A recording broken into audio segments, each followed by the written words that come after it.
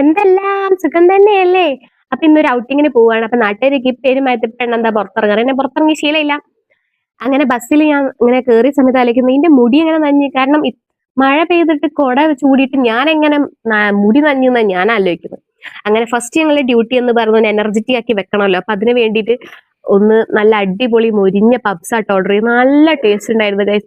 അതും ഈ സോസും കൂട്ടി കഴിക്കുമ്പോ എന്റെ ദൈവമേ എന്താണ് ഒരു ഫീൽ എന്ന് അറിയോ? അല്ലെങ്കിൽ ഫുഡ് കഴിക്കാൻ ഭയങ്കര ഫീലാണ്.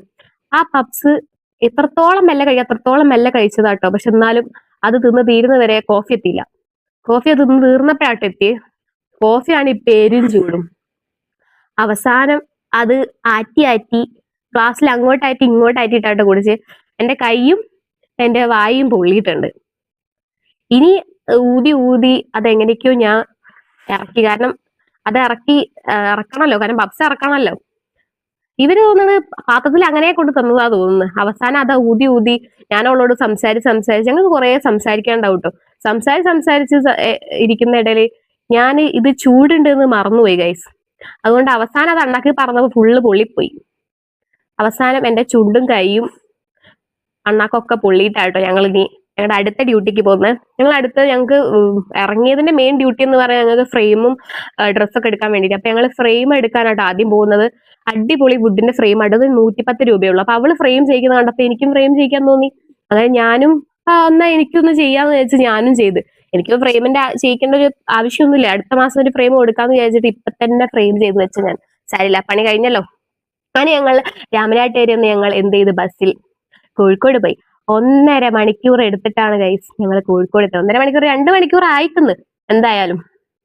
അങ്ങനെ ലാസ്റ്റ് ഞങ്ങള് കോഴിക്കോട് ഫോക്കസ് മാളിൽ കയറി. അവിടെ നല്ല അടിപൊളി ഡ്രസ്സിംഗ് സെക്ഷനിൽ നല്ല അടിപൊളി ഒരു ഷർട്ടും ഒരു പാന്റുമാണ് ഞങ്ങൾ എടുത്തത്. എനിക്ക് ഭയങ്കര ഇഷ്ടമായിട്ട് നല്ല രസമുണ്ട്.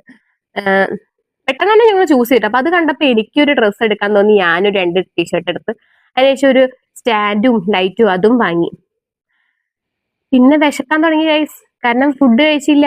4 മണിയായപ്പോ എനിക്ക് വിശക്കാൻ തുടങ്ങി. അങ്ങനെ ഞാൻ പൊതിച്ചോറും കൂടെ പൊതിഞ്ഞ് എല്ലാം കൂടെ ചോറ്റുപാത്രത്തിലിട്ട്. കാരണം പൊതിച്ചോറിലെ ഇല പൊതിയാൻ അറിയാത്തതുകൊണ്ട് അതൊക്കെ കെട്ടിപ്പേറി ചോറ്റുപാത്രത്തിലിട്ട് അത് കഴിക്കുന്നു. ഈ ഒരു മൊമെന്റ് എന്ന് പറഞ്ഞാൽ ഞങ്ങള് കോളേജ് ലൈഫിൽ ഏറ്റവും കൂടുതൽ എൻജോയ് ചെയ്ത ഇതാട്ടോ, ഒരുമിച്ചിരുന്ന് ഫുഡ് കഴിക്കുന്നത്. ഇവിടെയാണ് ഞങ്ങൾ ഫ്രണ്ട്സ് എല്ലാവരും കൂടെ വന്നിരിക്കുന്ന നമ്മുടെ മാനാഞ്ചിറ സ്ക്വയർ എന്ന് പറഞ്ഞാൽ ഇവിടെ വന്ന് നിങ്ങൾ 4 പേര് ഇരുന്ന് ഒരുപാട് നേരം സംസാരിക്കലിന്. അപ്പൊ ഇത് കണ്ടപ്പോ എനിക്ക് ഭയങ്കര മെമ്മറീസ്, ഞങ്ങൾക്ക് ഭയങ്കര സമാധാനത്തോടു കൂടി ഇരിക്കാൻ പറ്റുന്ന ഒരു സ്പേസ് ആട്ടോ.